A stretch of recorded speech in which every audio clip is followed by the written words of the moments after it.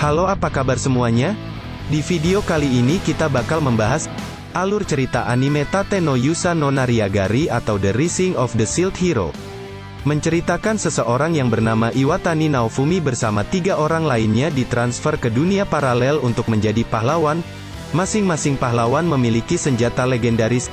Naofumi mendapatkan senjata legendaris Shield. Namun karena kurangnya pengalaman, Naofumi dianggap sebagai yang paling lemah dan dianggap selalu salah. Dengan berbagai masalah tersebut, Naofumi memulai takdirnya di dunia paralel dan bertemu dengan Raptalia dan Philo. So enjoy this video, and welcome to Omoshiroi.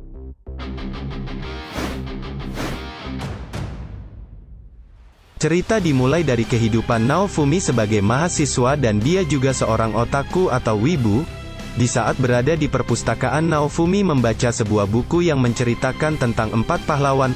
Buku yang dipegangnya tiba-tiba bercahaya dan dia pun dipanggil ke dunia lain atau bisa disebut isekai. Naofumi bersama 3 orang lainnya terpanggil untuk menyelamatkan dunia dari sebuah bencana yang disebut gelombang. Gelombang ini bisa memunculkan para monster dan menyerang para manusia. Mereka berempat pun disebut sebagai pahlawan suci di mana masing-masing dari mereka mendapatkan sebuah senjata legendaris. Di antaranya adalah Amaki Ren sebagai pahlawan pedang, Kawasumi Itsuki sebagai pahlawan busur, Kitamura Motoyasu sebagai pahlawan tombak, dan Iwatani Naofumi sebagai pahlawan perisai. Kemudian di saat pembuatan tim mereka tidak ada yang mau sama Naofumi karena pahlawan perisai sangat diremehkan di sana. Akan tetapi ada seorang wanita yang mau bergabung dengan Naofumi, dia bernama Malti. Malti adalah seorang anak dari raja di sana. Selanjutnya mereka pun bersama pergi menuju toko senjata untuk membeli pelengkapan sebelum berpetualang. Pemilik toko itu bernama Elhat. Dikarenakan Naofumi pahlawan perisai, dia pun kesulitan untuk mengalahkan monster dan sulit untuk menaikkan levelnya. Keesokan harinya para prajurit menangkap Naofumi dan dibawa ke hadapan raja. Naofumi difitnah telah memperkosa Malti padahal Naofumi sama sekali tidak menyentuhnya. Naofumi berusaha menjelaskan kebenarannya akan tetapi mereka semua tidak mempercayainya. Lalu Naofumi pun sadar kalau dirinya telah ditipu oleh Malti. Setelah melihat wajah Malti, Naofumi pun ingin dijatuhkan hukuman mati akan tetapi karena statusnya sebagai pahlawan suci membuatnya cuma diusir dari kerajaan dan Naofumi masih wajib untuk ikut bertarung melawan gelombang. Lalu di saat Naofumi akan pergi, dia bertemu dengan Elhat yang ingin menghajar Naofumi. Setelah melihat tatapan mata Naofumi, Elhat pun tidak jadi memukulnya dan mempercayai Naofumi bahwa dirinya tidak bersalah. Elhat pun memberikan sebuah jubah agar bisa melindunginya. Selanjutnya Naofumi pergi dan bertemu dengan pedagang budak. Naofumi pun membeli seorang budak jenis manusia setengah hewan yang bernama Raptalia. Walaupun Raptalia memiliki penyakit dan trauma akan masa lalunya, akan tetapi Naofumi terus merawatnya dan melatihnya sampai Raptalia menjadi pedang untuk Naofumi agar bisa mengalahkan monster. Lalu semakin bertambahnya level tubuh Raptalia pun menjadi dewasa walaupun umurnya masih anak-anak. Setelah itu mereka pergi ke Gareja untuk melihat jam pasir naga yang menjadi penanda kapan gelombang akan terjadi. Di saat gelombang terjadi, para pahlawan dan rekan timnya akan dipindahkan ke tempat gelombang akan terjadi. Gelombang pertama pun terjadi. Naofumi dan Raptalia pun bertarung melawan monster sambil melindungi para warga di sana. Sedangkan 3 pahlawan yang lain malah langsung mengincar bos gelombang tersebut tanpa memperdulikan keselamatan warga di sekitar. Setelah bosnya dikalahkan, gelombang pun berakhir. Lalu diadakannya pesta di kerajaan dan Naofumi juga ikut serta dalam pesta tersebut. Kemudian Naofumi malah ditantang duel oleh Motoyasu. Karena Motoyasu iri melihat Naofumi dekat dengan Raptalia dan ingin membebaskan Raptalia dari budak Naofumi. Jika Motoyasu menang maka bakal membebaskan Raptalia dari budak. Mereka pun bertarung dengan segit.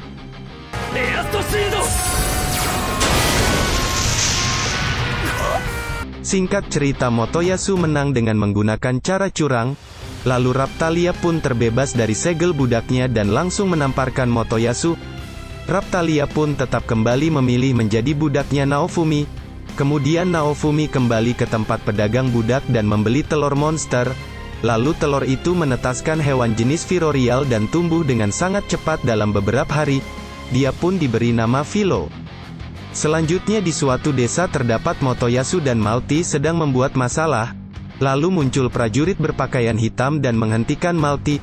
Prajurit ini diberi perintah langsung dari sang ratu atau ibunya Malti. Malti yang kesal karena rencananya gagal, dia pun menyuruh Motoyasu dan Naofumi untuk tanding balapan. Singkat cerita, Naofumi dan Philo berhasil memenangkannya. Kemudian di sehari selanjutnya, di saat Naofumi terbangun, terdapat seorang gadis kecil di sekitarnya. Dia adalah Philo dalam wujud manusia, dan pedagang budak mengatakan bahwa Philo adalah seorang ratu dari ras Firorial. Karena itulah Philo bisa berubah menjadi wujud manusia. Kemudian Naofumi menjadi pedagang dan mengobati orang sakit. Lalu sampai di sebuah desa yang terdapat monster tumbuhan yang menghancurkan desa. Ternyata semua itu berawal dari pahlawan tombak yang memberikan desa itu sebuah bibit tanaman yang bermutasi menjadi monster. Naofumi dan yang lain pun mengalahkan monster itu. Berkat skill dari Naofumi, tumbuhan itu pun berhenti bermutasi dan kembali menjadi tumbuhan biasa yang menghasilkan banyak sekali buah. Selanjutnya Naofumi kembali lagi menemukan sebuah desa yang terkena sebuah wabah penyakit. Penyebab kali ini adalah pahlawan pedang yang telah membunuh seekor naga, akan tetapi dia tidak membersihkan bangkainya, dan terjadilah wabah penyakit yang menyerang desa terdekat. Naofumi pun membereskannya dan sesampai di sana mayat naga itu malah bergerak dan menjadi naga zombie. Mereka pun bertarung sampai di mana Philo malah dimakan oleh naga tersebut.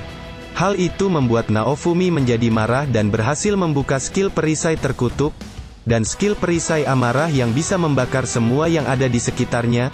Naofumi menjadi lepas kendali dan mengamuk. Untungnya Raptalia berhasil menyadarkan Naofumi walau dia harus terkena kutukan dari perisai tersebut. Lalu pada akhirnya naga itu berhasil dikalahkan oleh Philo yang memakan energinya dari dalam. Selanjutnya di saat ingin pulang, mereka malah bertemu dengan Melty, adik dari Malti. Naofumi pun mengantarkan Melty pulang dan mampir ke sebuah gereja untuk mendapatkan air suci agar kutukan Raptalia bisa dihilangkan. Tiba di sana dia bertemu dengan pemimpin dari gereja itu yang bernama Paus. Paus ini terlihat licik dan sombong. Naofumi pun harus membayar sangat mahal untuk mendapatkan air suci tersebut. Lalu setelah itu terungkap identitas Melty bahwa dirinya adalah pewaris pertama kerajaan yang dimana kedudukannya lebih tinggi dari kakaknya Malti. Selanjutnya gelombang kedua pun mau terjadi. Sebelum itu para prajurit datang ingin bergabung bersama Naofumi, karena mereka sudah pernah diselamatkan oleh Naofumi dulu saat gelombang pertama. Singkat cerita, gelombang pun dimulai di mana mereka bertarung melawan monster sambil melindungi wara sekitar. Dikarenakan 3 pahlawan lainnya tidak bisa mengalahkan bosnya dengan cepat, Naofumi dan yang lain pun datang untuk mengalahkan monster tersebut. Naofumi pun menggunakan perisai terkutuk dan berhasil mengendalikan perisai amarahnya, dan menggunakan skill Iron Maiden yang sangat overpowered. Berkat itu Naofumi berhasil mengalahkan bos monster itu. Tapi setelah itu muncul seorang perempuan dengan senjata kipasnya membuat 4 pahlawan tak berdaya melawannya. Perempuan itu bernama Glass. Mereka pun bertarung akan tetapi 3 pahlawan yang lain langsung tumbang dan tersisa Naofumi sendiri. Naofumi pun menggunakan skill Iron Maiden-nya. Akan tetapi Glass sama sekali tidak terluka dan Naofumi pun terdesak. Untungnya waktu gelombang telah selesai dan gas menghilang bersama gelombang. Masih belum diketahui siapa itu Glass dan apa tujuannya menyerang pahlawan. Setelah kejadian itu raja pun bertanya ke Naofumi kenapa dia bisa lebih kuat dari 3 pahlawan yang lain.